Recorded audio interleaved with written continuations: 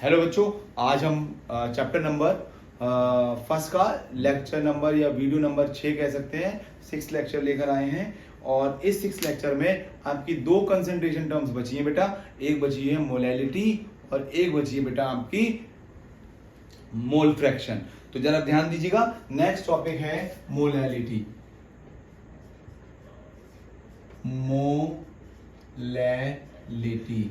Molality को small m से denote करते हैं। मोलैलिटी को हम स्मॉल m से डिनोट करते हैं और molality basically defined as the number of moles of solute dissolve in per KG या 1 kg ऑफ सॉल्वेंट। यहां पर ध्यान रखिएगा बेटा, मोलैरिटी के अंदर सॉल्यूशन की बात करते हैं, मोलैलिटी के अंदर 1 kg ऑफ सॉल्वेंट। वहां 1 लीटर ऑफ सॉल्यूशन होता था, यहां पर 1 kg ऑफ सॉल्वेंट। तो डेफिनेशन लिखते हैं बेटा, molality is defined as the number of the moles of solute, number of moles of solute dissolve in 1 kg of solvent. Please highlight this, इसको आप हाईलाइट करिए, मार्क करिए, ध्यान रखना है मोलैलिटी की डेफिनेशन। क्लियर है बेटा? तो फॉर्मूला लगाएंगे हम,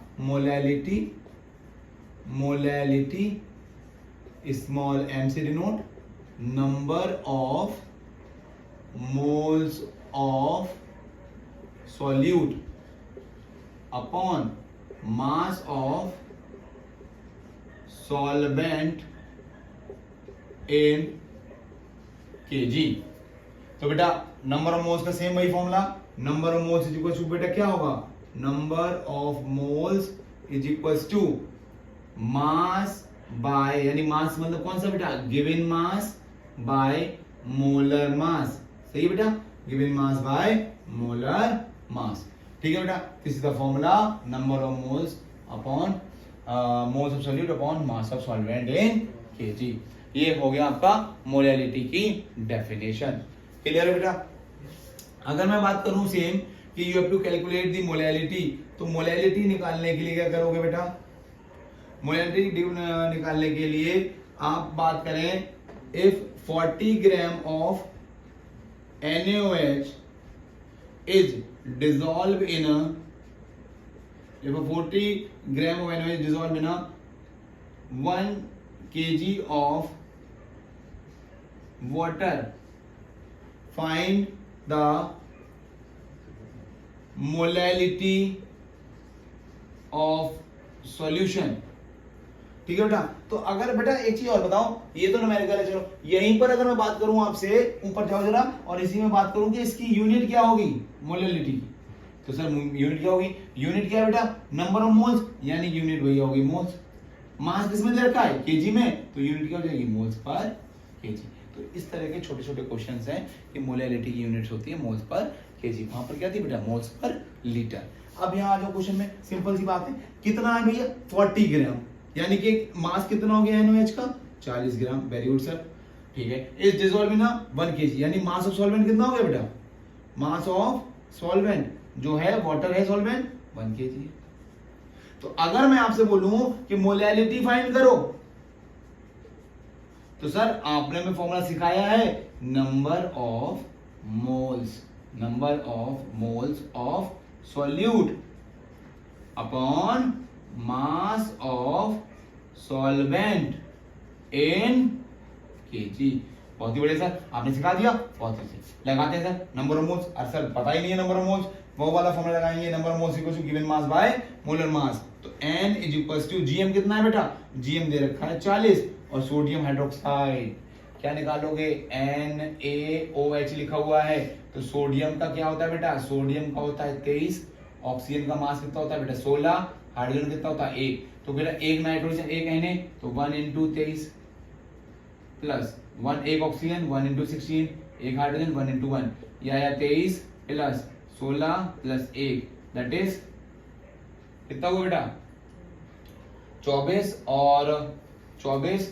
और 6 30, और दैट इज 40। सही है बेटा, मोलर मास कितना आया 40, तो नंबर ऑफ मोल्स क्या है 40/40 डिवाइडेड बाय 1, दैट इज 1। तो मोलर नंबर ऑफ मोल्स कितने हो गए 1, मास ऑफ सॉल्वेंट कितना हो गया 1 kg, तो यानी कि आ गया 1 मोल पर kg। तो यूनिट है 1 मोल पर केजी बोल दो बेटा, या आप बोलेंगे 1 मोलल। क्या बोलेंगे? 1 मोलल। वहां पर था 1 मोलर, यहां पर था 1 मोलल। क्लियर है बेटा? ये आपका हो गया मोलैलिटी का न्यूमेरिकल्स। सही है बेटा? तो एक बार ध्यान दीजिएगा, क्या करना molality? Molality basically defined as the number of moles of solute dissolve in per KG of solvent, या बात करेंगे 1 केजी ऑफ सॉल्वेंट। ये फॉर्मूला है number of moles of solute upon mass of solvent in KG. Unit की बात करोगे तो भाई मोल्स की बात, मोल्स की यूनिट तो मोल्स ही होगी, और मास ऑफ सॉल्वेंट किस में ले रहे हैं हम मास ऑफ सॉल्वेंट ले रहे हैं बेटा केजी के अंदर। तो इसकी जो यूनिट होगी वो मोल्स पर केजी हो जाएगी। और आपको पीछे हमने वीडियो में मोलैरिटी में बताया था कि नंबर ऑफ मोल्स का फॉर्मूला होता है गिवन मास बाय मोलर मास। वहां से नंबर ऑफ मोल्स कैलकुलेट कर लेंगे, और ये आपका न्यूमेरिकल है बेटा। यहाँ पर देखें मास कैसे है, इसकी मैंने सेपरेट कैलकुलेशन करा दी बहुत इजी वे में, ताकि जितने भी मास आप यहाँ पर है कैलकुलेट कर सकते हैं। तो ये था ऑल अबाउट मोलैलिटी। बट बेटा बोर्ड के अंदर एक क्वेश्चन आता है, व्हाई मोलैलिटी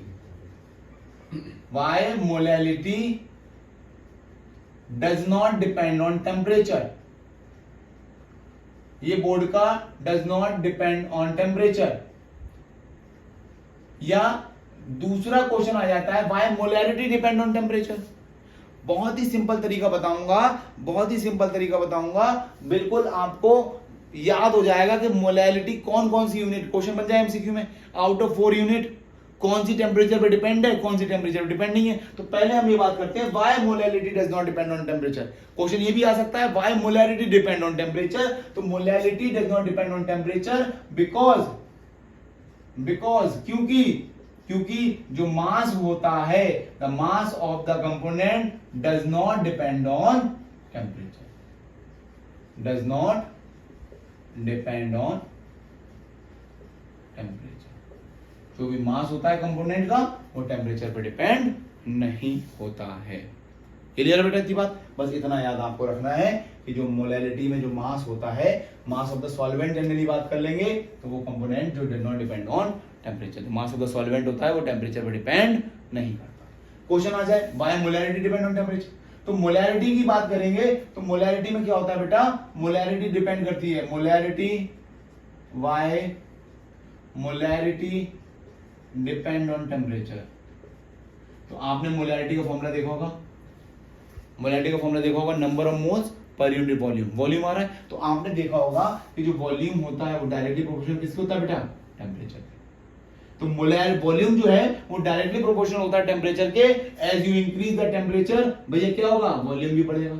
और मोलैरिटी का फॉर्मूला क्या है, NYV। जैसे ही वॉल्यूम बढ़ाओगे मोलैरिटी घटेगी, जैसे ही वॉल्यूम घटाओगे मोलैरिटी बढ़ेगी। तो मोलैरिटी बढ़ रही है किसके साथ, वॉल्यूम के साथ। वॉल्यूम बढ़ेगा, मोलैरिटी घटेगी, मोलैरिटी घटेगी, वॉल्यूम बढ़ेगा। और वो आपको पता है कि वॉल्यूम जो होता है वो टेम्परेचर के डायरेक्टली प्रोपोर्शनल होता है। जैसे जैसे टेम्परेचर बढ़ाओगे वॉल्यूम ऑफ द सॉल्यूशन बढ़ेगा। क्लियर बेटा? तो आप कह सकते हो जो मोलैरिटी है वो टेम्परेचर पर डिपेंड करती है। अब सर इतनी चीजें मैं कैसे याद करूं, कैसे पता करूं कि मोलैरिटी डिपेंड करती है या मोलैरिटी डिपेंड करती है? तो आपको सिंपल सा समझना है, जहां जहां ऐसे करके हिंदी में नोट्स बनाओ, जहां जहां वॉल्यूम दिख जाए, क्या दिख जाए, जहां जहां वॉल्यूम दिख जाए, जहां जहां वॉल्यूम दिख गया तुम्हें, तो आप बताओगे कि वो क्या है बेटा, वो है मोलैरिटी। वो क्या है, वो टेम्परेचर पर डिपेंड करती है, टेम्परेचर पर डिपेंड करती है। सर ऐसी कैसी बात कर रहे हो? पहला एग्जांपल मोलैरिटी NYV, वॉल्यूम दिख गया तो टेम्परेचर पर डिपेंड करेगी। Sir density mass by volume दिख गया टेम्परेचर पर डिपेंड करेगी। BYV टेम्परेचर पर डिपेंड करेगी। ऐसी यूनिट जहां पर वॉल्यूम दिख जाए वो किस में होगी बेटा, वो सिंपल है, वो टेम्परेचर पर डिपेंड होगी। और टेम्परेचर पर डिपेंड होगी मतलब क्या बेटा, आप हर एक को देख सकते हो विद रिस्पेक्ट टू वॉल्यूम। तो कहने का मतलब वॉल्यूम दिख जाए, जैसी क्वांटिटी जिसके अंदर वॉल्यूम दिख गया तो समझो टेम्परेचर पर डिपेंड है। और जिसे वॉल्यूम नहीं दिखा वो टेम्परेचर पर डिपेंड नहीं है। कैसे, mass by mass percentage. Volume दिखा, कहीं है नहीं वॉल्यूम सर, तो टेम्परेचर पर डिपेंड होगी, टेम्परेचर पर डिपेंड नहीं होगी। क्लियर बात? इतना ये रिलेशन, इसको पक्का पढ़ना है, इंपॉर्टेंट लगाओ। और बोर्ड पॉइंट ऑफ व्यू से हम पढ़ेंगे मोलैरिटी और मोलैलिटी का डिफरेंस। क्लियर है बेटा? नाउ अब हम अगली वीडियो में लेकर आएंगे मोल फ्रैक्शन, और एक टॉपिक और छूट गया है, molarity of mixing of two component. जब हम मोलैरिटी फाइंड करनी है जब हम दो कंपोनेंट को मिला रहे हैं। ओके बेटा, तो अगली वीडियो में मिलते हैं, 6 वीडियो में मिलते हैं, तब तक के लिए बाय। Okay, take care.